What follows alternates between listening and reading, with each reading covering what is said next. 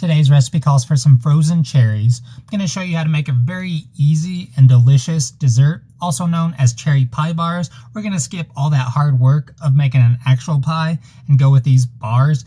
They're super good. So with that said, let's get started.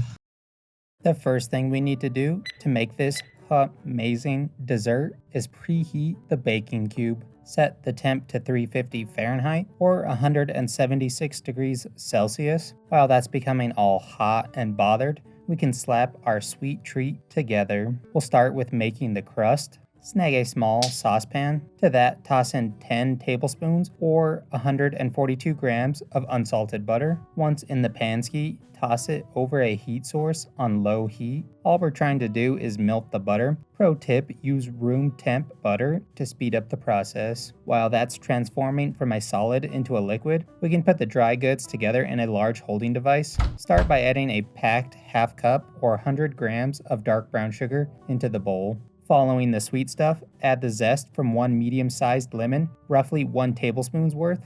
Always wash any fruit that you plan on zesting. Avoid the white part of the lemon while you're zesting. It's the pith and it's bitter in taste. Zest the citrus fruit over the bowl to catch all the natural oils and sugar crystals it'll shoot off during the zesting process. If using a microplane, run your fingy down the backside to knock loose any zest that may be stuck. Also, rinse your zesting tool off immediately after using it. This will make it much easier to clean later. Once the yellow confetti is in the bowl, we need to mix it with the brown sugar. You can accomplish this with a whisk, but I find it easier if I use my hands instead. Doing this step will help extract more flavor from the lemon skins. This happens because the coarse sugar grains will beat up the delicate lemon zest. Do this for a minute or two, or until you smell a strong, fragrant lemon scent. While you're doing this, don't forget to check on your butter. After you've laid the hurt down on the zest, we can start adding our other dry goods. Grab a fine mesh strainer. To that, add in 1.5 cups or 180 grams of all-purpose flour, 1 teaspoon baking powder,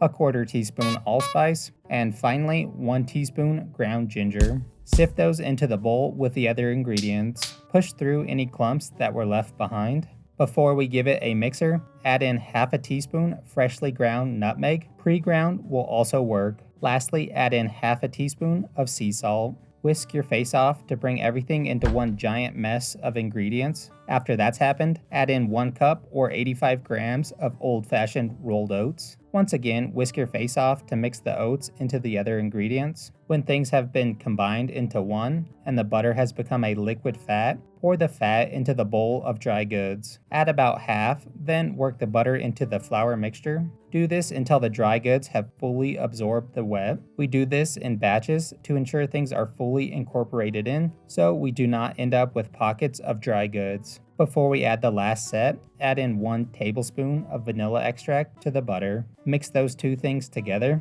When you have achieved that, add the last set of liquid ingredients into the holding apparatus. Work the last half into the dry. A rubber spat works well for this task, but I find it much easier to use your hands to ensure things have been fully combined. Work things until all the goods in the bowl look completely hydrated. It should almost look like wet sand.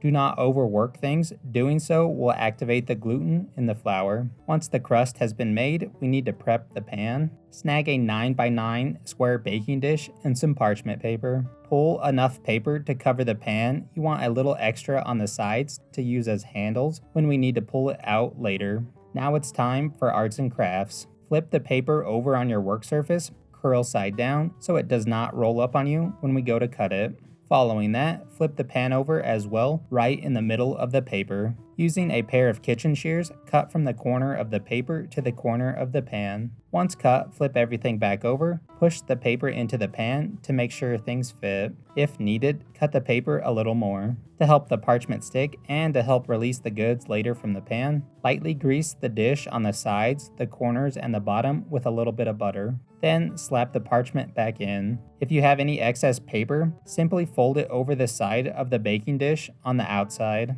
Now that you've avoided any paper cuts, add the crust to the pan. You'll only add about 3/4 of the crust, which is a little more than half. It doesn't need to be exact or perfect. We are looking for a good, thick, sturdy crust on the bottom. It should be about 2 to 3 inches thick, give or take. We'll use the remaining for the top layer. After you've added it to the dish, spread it out to fully cover the bottom. Using a medium force, pack the crust in one tight, even layer of goods. Use your hands for this task, or you can use a tool of your choice that has a flat bottom to it. Ensure you pack the corners and edges as well. When you're happy with your work, snag your pan of goods and huck that thing into the preheated oven. Set the dish on the middle rack for the best results. We'll blind bake the crust for 10 minutes or until it becomes a light golden brown color. While that is doing its thing, we can put together our cherry pie filling. Start by juicing the nakey lemon from earlier.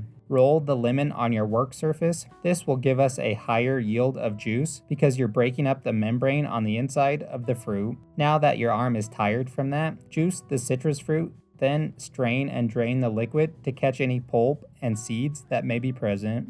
After you've made the lemon cry, grab a medium-sized saucepan that has a thick bottom. You want something with a thick bottom to it. This will help distribute the heat more evenly and will prevent the bottom of the filling from burning. Toss in 3.5 cups or 525 grams of frozen sweet cherries. Following the fruit, dump in 1/3 cup or 67 grams of granulated sugar. After the cavity creator has been added, pour in 4 teaspoons of our freshly squeezed lemon juice. Next, add 1/2 teaspoon almond extract. Finally, add in 1 teaspoon sea salt.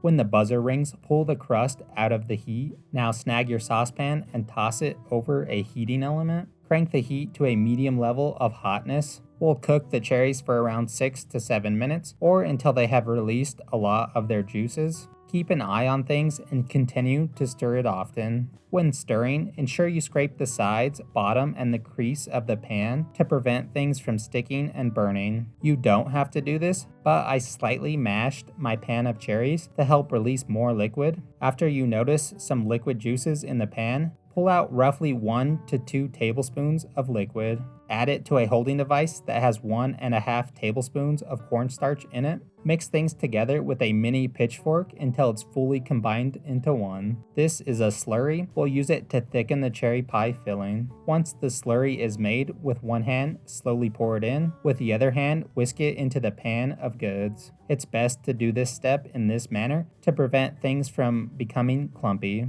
Using a whisk will ensure it will be fully incorporated into the cherry mix. After the slurry has been added in, turn the heat to a low temp.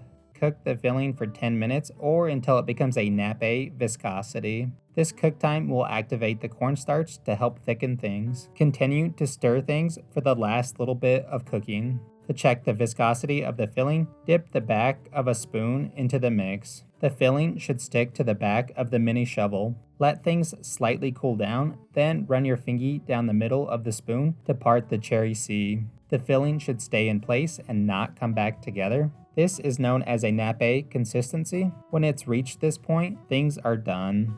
Pull the pan off the heat source. Let's finish the top crust before we add the filling to the pan. Add 2 tablespoons of rolled oats to the bowl of crust that we set aside from earlier. Mix everything together until it's fully incorporated into one. Things will be clumpy. You'll want to break the clumps up so we can achieve a higher yield out of it. Now that you're done playing with your food, dump the pan of cherries into the baking dish. Ensure you scrape the saucepan clean with a rubber spatula to get all those tasty goods out. Spread the filling out so it's in one nice even layer. Pro tip, lightly grease the sides of the parchment paper with cooking spray or butter. This will prevent the end product from sticking to it when we go to cut it. After all the goods have been added in, sprinkle the top with the crust. I recommend starting on one side and working towards the other side. This way you end up with an even layer. Once you have made that happen, if you have anything left over, cover any bare spots that you see. Very gently and lightly push the crumble into the cherries. Be careful when you do this because the filling will still be hot. When you're happy with the look of your dessert, snag the baking dish. Be aware your pan may still be hot, so use some baking mitts. Toss the dish in the hot oven on the middle rack. Bake the goods for 40 to 45 minutes or until the top becomes a nice golden brown color and a toothpick is mostly clean when poked in the middle of the cherry bars. The toothpick should have some jammy cherry bits on it when checked. Times may vary depending on how hot your little oven runs. When the buzzer rings, pull the sweet treat out of the heat. Place it on a wire rack to help it cool down a bit faster. Check it with a tiny wooden stick or with a cake tester. Allow it to cool for an hour or two, or until it is completely cool to the touch. While that's chilling, we can make a little frosting for the top. Snag a small bowl. To that, add in half a cup or 60 grams of powdered sugar. Pour in 1 tablespoon of milk of your choice. Whisk your face off to dissolve the sugar into the milk. Finally, add a 1/4 teaspoon of almond extract. Give it a taste test and adjust the seasoning as needed with some coarse ground kosher salt. After the glaze has been made and the cherry pie filling is cool to the touch, decorate your pie bars with the frosting. Do this any way you would like and use as much as you wish. It's imperative the dessert is cool, because if not, the glaze will become very messy and will not harden and stay in place. Now that all of that has been done, grab your favorite knife and a cutting board. Pull the treat out of the pan using the excess parchment paper flaps. Gently pull the paper away from the dessert. Now cut the bars into whatever size that your little heart desires. I always suck at making equal pieces, but anyways. The best way to make things happen is cutting the bars right in the middle to make 2 large sections. Then cut those sections into another 2 sections. It's imperative to wipe your blade clean with a damp towel before you make the next cut. This will give you nice clean cuts. You'll end up with 4 sections. Now we need to cut it the opposite way in the same fashion. To make the next set of cuts, I find it way easier to just lift and turn your cutting board so you can make the new cuts. Do the same cutting job as before, right in the middle, and then the same 2 sections. This will yield a good medium-sized piece of cherry pie bars. Eat these right away or warm them up just a little bit. Then throw on a scoop of your favorite ice cream like vanilla, a toasted almond ice cream, or maybe a chocolate cherry ice cream for that cherry overload. Whatever you decide to do, just enjoy.